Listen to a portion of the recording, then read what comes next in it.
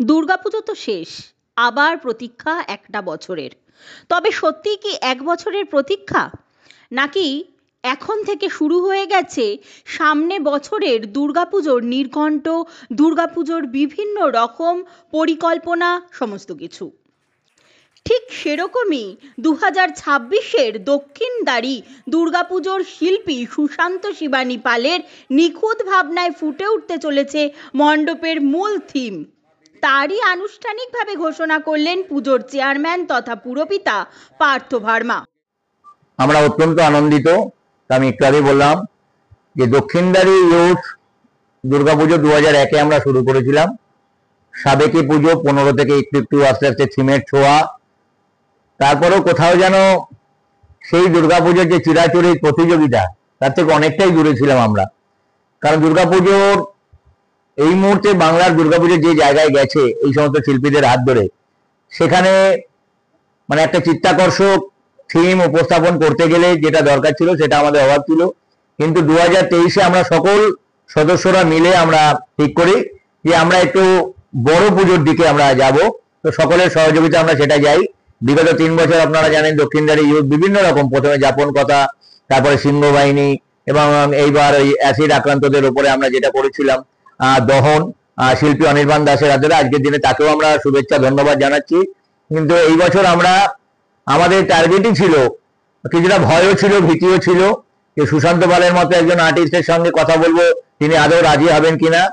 কিন্তু তার প্রচুর ব্যস্ততার যে প্রচুর চারিদিকে চাপ রয়েছে, এবং 2025-এর দুর্গাপূজায় আমার মনে হয় সব থেকে চর্চিত শিল্পী যদি কেউ থাকে সেটা সুশান্ত পাল।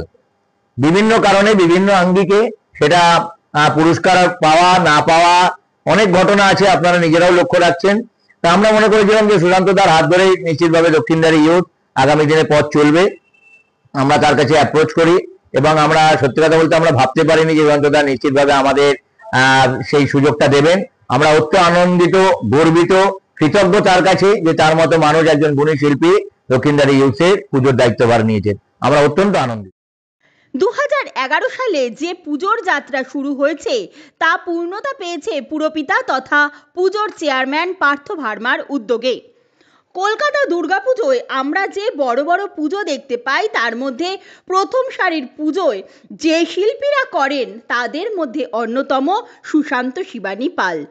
কলকাতার প্রতিটি পুজোর থিম থাকে, সেই থিমে কিছু সোশ্যাল মেসেজ পেয়ে থাকি। সুশান্ত শিবানী পাল এরকমই আলাদা শিল্পী। সুশান্তর পুজোয় উৎসবপ্রিয় মানুষ পেয়ে থাকে আধ্যাত্মিক অনুভূতি। ন্যাশনাল অ্যাওয়ার্ড বিজয়ী শিল্পী সুশান্ত শিবানী পাল জানান, উত্তর থেকে দক্ষিণের লড়াই নয়, বরং তার শিল্পকলা দেখার সুযোগ পাবে দক্ষিণদ্বারীর এই পুজোতেও।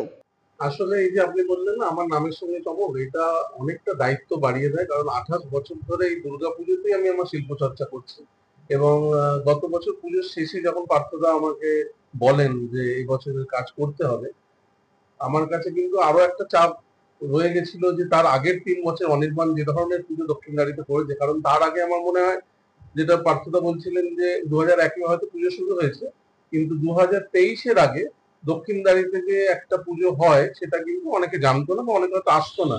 বাইরের লোক পুজো দেখতে আসতো না, শুধু পাড়ার অঞ্চলের পাশাপাশি অঞ্চলের কিছু লোক হয়তো পুজো দেখতেন। কিন্তু অনির্বাণ আজকে দক্ষিণদ্বারী ইউথকে কলকাতার বুকে একটা পুজোর মানচিত্রে একটা জায়গা করে দিয়েছে, এবং সেইটাকে বহন করার দায়িত্ব এবছর ওনারা আমার হাতে দিয়েছেন। আমি চেষ্টা করব, আমি যে ধরনের কাজ করছি বা আমি যেভাবে দুর্গাপুজোকে একটা অন্য জায়গায় নিয়ে যাওয়ার চেষ্টা করছি, সেটা এবছর ব্যতিক্রম থাকবে না দক্ষিণদ্বারীর ক্ষেত্রেও। এবং দক্ষিণদ্বারী ইউথের যে ক্ষেত্রটা বিশাল আকার একটি মাঠ, তা এটাও আমার কাছে খুব উপযুক্ত একটা জায়গা আমার মনে হয়। কারণ আমি যে ধরনের কাজ করি সেখানে একটু বড় পরিসর দরকার হয়, তো সেই পরিসরটা এখানে রয়েছে। এবং আশা করব দক্ষিণদ্বারী ইউথ বিগত বছর ধরে মানুষ যেভাবে দেখেছে, এবছর আবার একটা নতুন আঙ্গিকে কলকাতায় উপস্থাপনা করা হবে। বিগত কয়েক বছর ধরে উত্তর কলকাতার দক্ষিণদ্বারী ইউথ ফোরামের দুর্গাপুজোতে এক আলাদা জায়গা করে নিয়েছে। এবছরের মতো সামনে বছর ঠিক কী চমক হতে চলেছে তার জন্য অবশ্যই আপনাদের অপেক্ষা তো করতেই হবে।